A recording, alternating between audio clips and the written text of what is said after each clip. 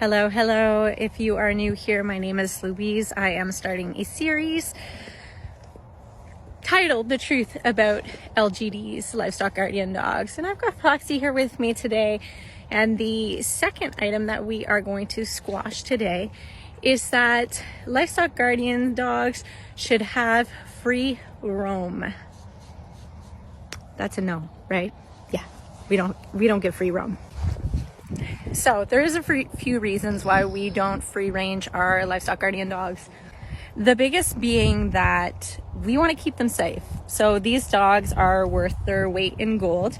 They are extremely important to us, and we want to make sure that they are safe. If they are fenced, I'm wearing lip gloss. If they are fenced in with their livestock, it is ensuring that the dog is not able to get out, get hit by a car, get injured, injure somebody else's dog, injure somebody else. So it is extremely important to keep them contained. Livestock guardian dogs are extremely territorial. It's part of the gig. They guard and protect everything that they consider theirs. So by limiting the area that they're in, their territory, and setting up boundaries, you're decreasing the risk of incidents happening. So with our livestock guardian dog, they are all set up in specific paddocks. Oh my Lord. They are all set up in specific paddocks where they're expected to work.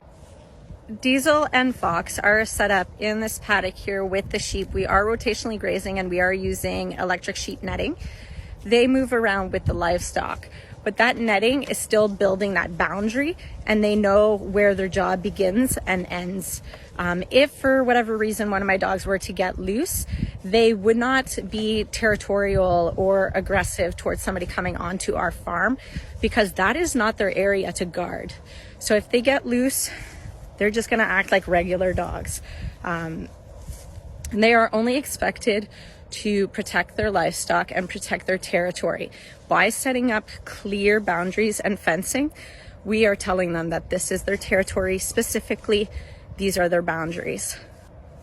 When you're allowing a livestock guardian dog to roam, you're telling them that everywhere they roam to has now become their territory and that they are allowed to guard it, which can cause a lot of issues, especially if they're going onto neighbors' properties and guarding those properties from your neighbors. So it's super important to make sure that your livestock guardian dogs are fenced in. If you're working on fencing, lots of people will tether or chain their livestock guardian dogs while they are securing their fencing, and that's okay because you can begin training as soon as you want. But it is super important to show them where their boundaries are. So Diesel, right here, like a good boy, is just sitting at the edge of the fence, and he is going to guard the sheep from any predators that may be out there, but he's also going to respect fencing and not leave his designated territory.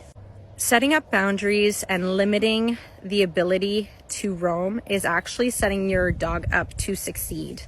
When you're allowing them to roam, there's a lot more chances of them getting injured, getting hit by a car, being too aggressive with a neighbor or a friend that might pop by. It's super, super important for these dogs to know where their boundaries start and end.